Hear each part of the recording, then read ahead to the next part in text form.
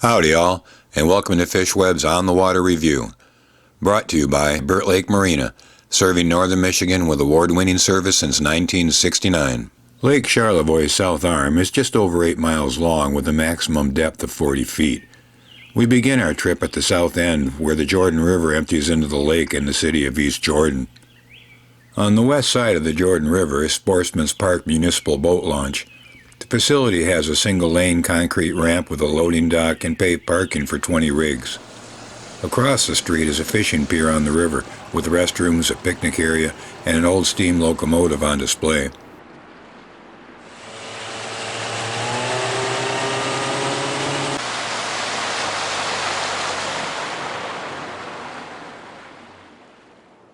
About a half mile north on the west shore is East Jordan's Tourist Park. Here there are 90 campsites, 75 with full hookups, water, electric, and sewer. Wi-Fi is available throughout the park, and they have 3 rental cabins. There's also a boat launch with rental docks. Add to that a beautiful beach, modern restrooms, and a playground, and you have a great spot to spend some family time. Just offshore from the north end of the beach is a small underwater point where it drops from 10 down to 15 feet. This area has a combination of weeds and old slab wood for cover, and will hold walleye and smallmouth throughout the season.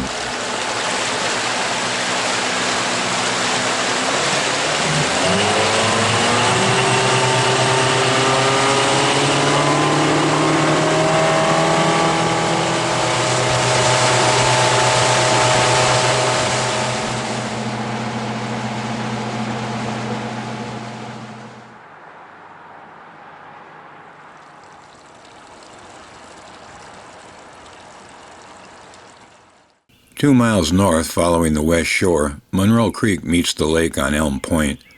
This donated property is now a park operated by East Jordan. The park has a portside art and historical museum on site.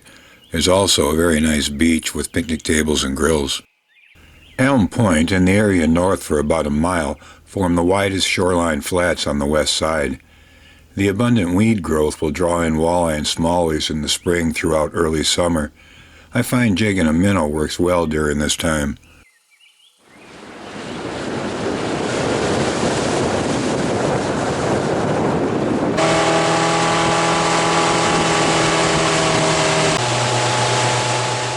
Heading further north along the western shore, we pass by Porter's Point, Sleepy Hollow Bay, and then Sears Point on our way to our next stop.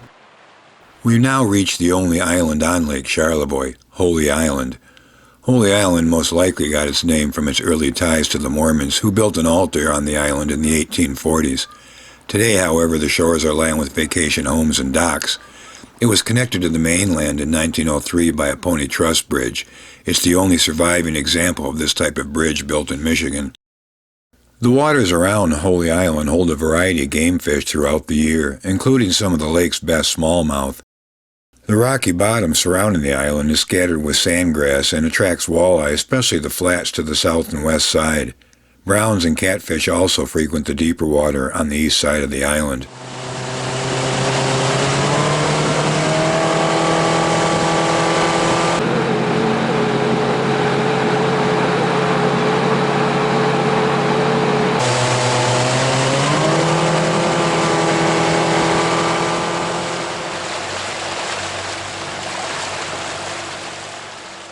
A mile north of Holy Island, you enter the Ironton Narrows and a no-wake zone. Although there are some smallmouth here, perch, steelhead, and brown trout are the main species caught through the Narrows. Fall through spring is the best time, as summer traffic gets very heavy. Work the shoreline docks for smallies in the summer months.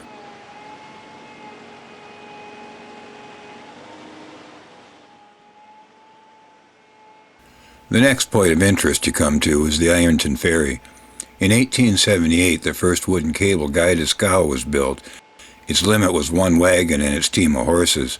It was hand-operated back then, and passengers had to help. The ferry grew over the years until the one used today, built in 1926. When passing, stay far away from the ferry as not to hit the cables.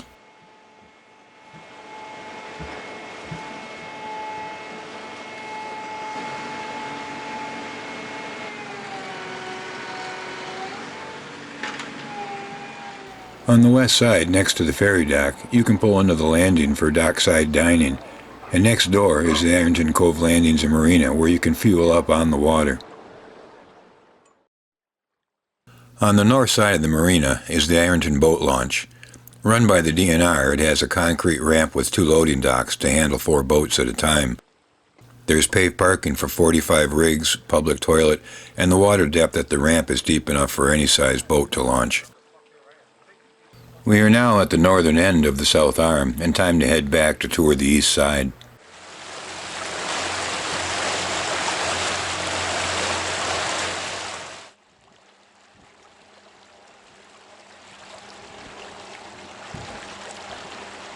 When you first exit the Narrows headed south, on the east side is Sanderson Bay.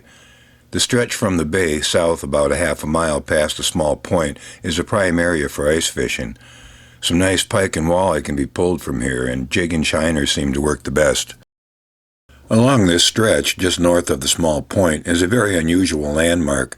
This home's 4-story boathouse has some very large doors to accommodate the sailboat inside. The color really stands out from the hillside, making it very easy to identify. Another mile or so along the east shore, and across from Sleepy Hollow Bay, is an area called the Bracy Stretch. It gets its name from the road at the south end. An abundance of slab wood mixed with patches of weed cover attract walleye and perch. Some channel cats are also caught here, mostly while fishing for walleye.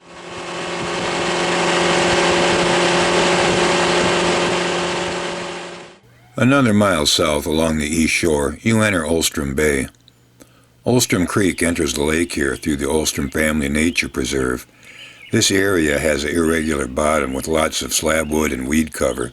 Smallmouth will stay to the shallower weeds, while the walleye like the deeper water just off the drops.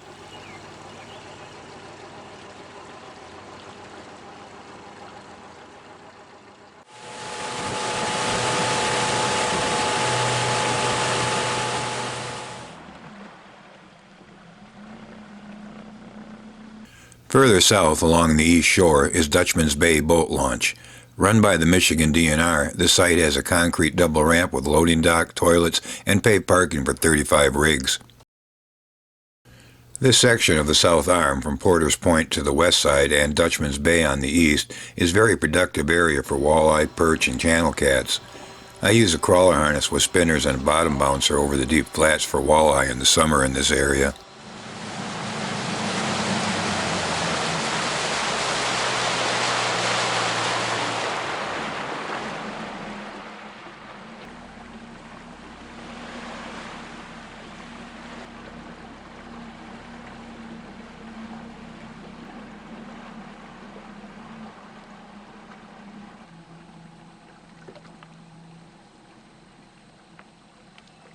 Another 2 miles south along the shore from Dutchman's Bay Boat Launch is a spot I like for lunch.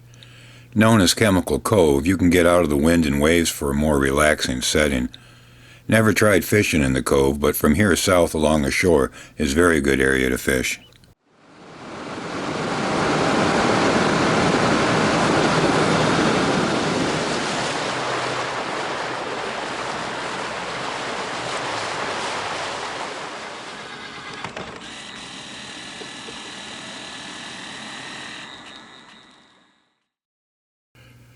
Back at the south end of the South Arm, the waters around East Jordan have abundant weed cover and slabwood. This attracts many species of fish like smallmouth, walleye, northern pike, channel cats, and a variety of panfish. On the east side of the bridge over the Jordan River is the East Jordan Municipal Marina. The harbor has 39 seasonal slips as well as 18 transit.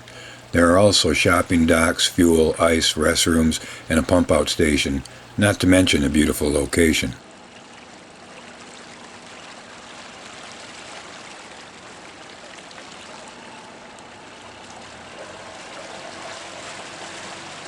Well, I hope you enjoyed our tour of Lake Charlevoix's South Arm. Till next time, have fun, be safe. I'll see you on the water.